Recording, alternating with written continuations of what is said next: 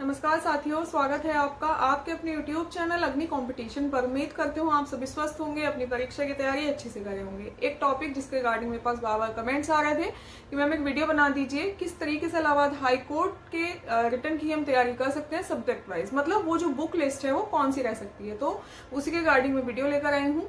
अगर आप पहली बार वीडियो देख रहे हैं तो प्लीज चैनल को सब्सक्राइब कर लें, वीडियो को लाइक कर दें, अपने फ्रेंड्स के साथ शेयर कर दें।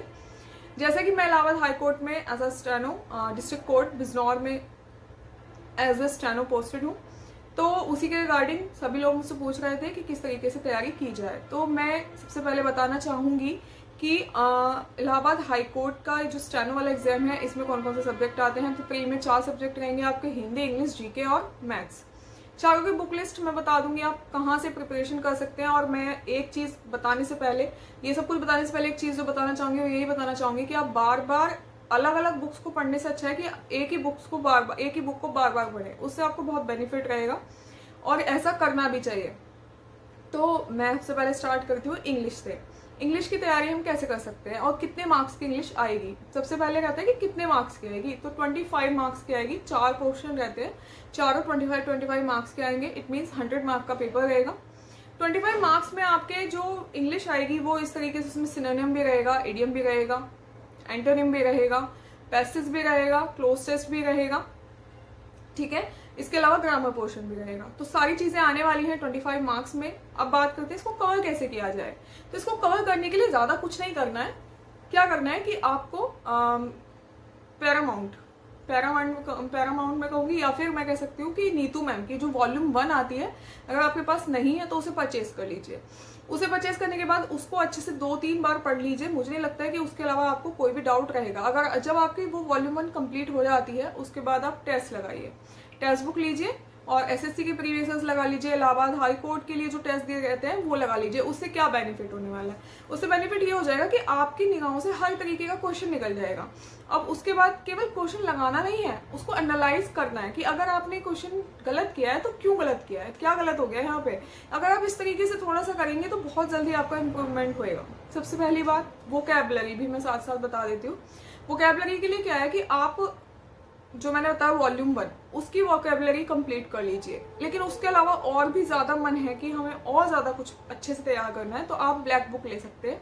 ब्लैक बुक से पढ़िएगा, उससे बाहर कोई वोकैब जा ही नहीं सकती। केवल इलाहाबाद हाई कोर्ट में नहीं कह रही हूँ, किसी भी एग्जाम में, एसएससी का आप कोई भी एग्जाम देना चाहें, कोई भी, तो आप ब्लैक बुक से बाहर आपकी कोई भी वोकैबुलरी उसमें मतलब नहीं जाएगी। मैं कहूंगी 99% वहीं से मिल जाती है। 1% फिर भी मैं कहूंगी कोई नहीं आ जाती है, नहीं मिल रही है तो बात अलग है, पर उससे वोकैबुलरी हो जाएगी। तो ये हो गया हमारा इंग्लिश का पोर्शन।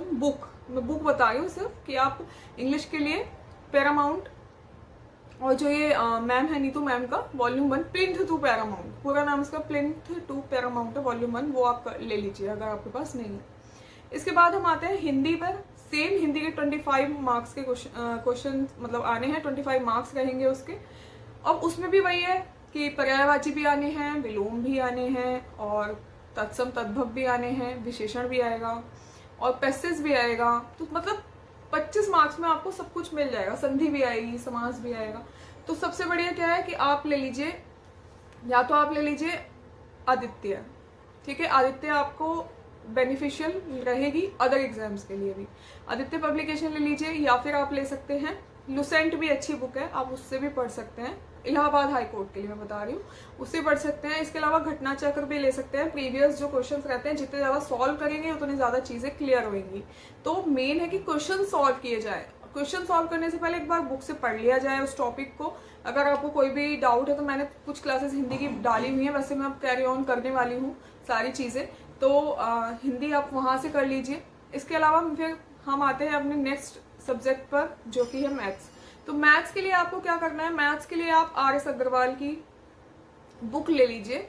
आर एस अग्रवाल की बुक लीजिए, उसमें से टॉपिक वाइज क्वेश्चन करने स्टार्ट कीजिए। अर्थमेटिक पर ज्यादा ध्यान देना है, अर्थमेटिक इंपॉर्टेंट है, वहां से क्वेश्चन ज्यादा आएंगे। जैसे टाइम स्पीड हो गया और आपका वर्क क्या बोलते हैं, सब साधारण ब्याज हो गया है ना, सिंपल इंटरेस्ट हो गया, कंपाउंड इंटरेस्ट हो गया, इस टाइप के जितने भी क्वेश्चंस हैं, डिस्टेंस टाइम हो गया, स्पीड हो गया, ये इस टाइप के क्वेश्चंस भी करने हैं। इन शॉर्ट में कहूँ तो अर्थमेटिक आपको कंप्लीट करना है।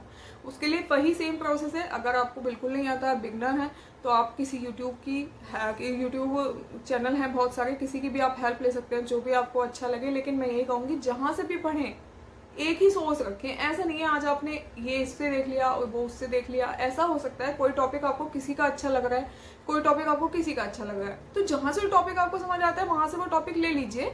लेकिन रिवीजन कीजिए बार बार। जितना ज्यादा आप रिवाइज करेंगे चीजों को, मैथ्स में जितने ज्यादा क्वेश्चन सॉल्व करेंगे उतना ही अच्छा रहेगा। 25 मार्क्स का ही मैथ्स आना है आपका।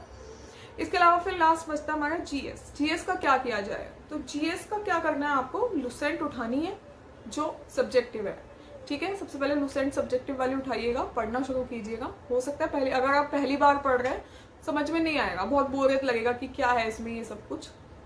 कोई दिक्कत नहीं है, एक बार पूरी रीडिंग लगा दीजिए, लगा दी दोबारा। उसके बाद क्या करना है आपको ऑब्जेक्टिव वाली भी आती है लुसेंट, वो लेनी नहीं है।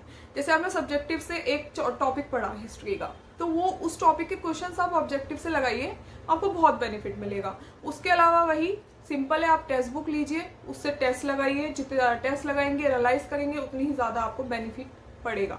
इसके अलावा करंट अफेयर्स के लिए कोई भी मैगजीन ले सकते हैं, मैगजीन से आप पढ़ सकते हैं, वीकली पढ़ सकते हैं, है ना। उसके अलावा मंथली भी पढ़ सकते हैं। तो करंट अफेयर्स अगर साथ साथ आप करते चले मैगजीन के थ्रू, बहुत अच्छा रहेगा। मैगजीन ले लीजिए, मैगजीन से घटना चक्र की आती है, वो भी अच्छी है, ठीक है। तो मैगजीन से आप कर सकते हैं। इसके अलावा अगर कोई और डाउट हो तो वो आप मुझसे कमेंट करके पूछ सकते हैं। मैंने केवल बुक लिस्ट बता दी है कि, और मैंने ज़्यादा बुक्स भी नहीं बताई, केवल मैंने एक ही बुक बताई है कि आप ये वाली बुक्स ले लीजिए और आप स्टार्ट कीजिए। क्योंकि अभी वैकेंसीज मुझे लगता है इस साल लास्ट में ही आएंगी, जब तक आएंगी। और जो भी चीज़ क्लियर होएगी, पता चलेगी, वो मैं आपको अपडेट दे दूंगी। क्योंकि मैं फेक अपडेट नहीं देती हूँ, जब तक मुझे श्योर नहीं होएगा तब तक मैं नहीं बताऊंगी, ठीक है। इसके अलावा और भी कोई आपका कोई भी इसके रिगार्डिंग आप कुछ पूछना हो, मुझे एक और मतलब वीडियो बनाने के लिए कमेंट्स आ रहे थे कि मैं अपनी वर्क प्रोफाइल के बारे में बताइए, आपको क्या वर्क करना रहता है या क्या वर्कलोड है। तो इसके लिए भी मैं एक वीडियो बनाऊंगी, क्या मेरा वर्क है या कितना मुझ पर लोड पड़ता है, या स्टेनोज जो हैं डिस्ट्रिक्ट कोर्ट में उन्हें कितना काम रहता है। तो इसके रिगार्डिंग एक वीडियो मैं बनाऊंगी, ठीक है। थोड़ा टाइम कम मिल पाता है। उसके अलावा जो भी क्वेरी हो, you can post in group, Telegram group से आप जुड़ सकते हैं, या आप यहाँ पे कमेंट सेक्शन में मुझे बता सकते हैं। आई होप आपको वीडियो हेल्पफुल रहेगी, और अगर आपको हेल्पफुल लगे तो प्लीज़ शेयर कर दीजिए। ओके, मिलते हैं नेक्स्ट वीडियो में।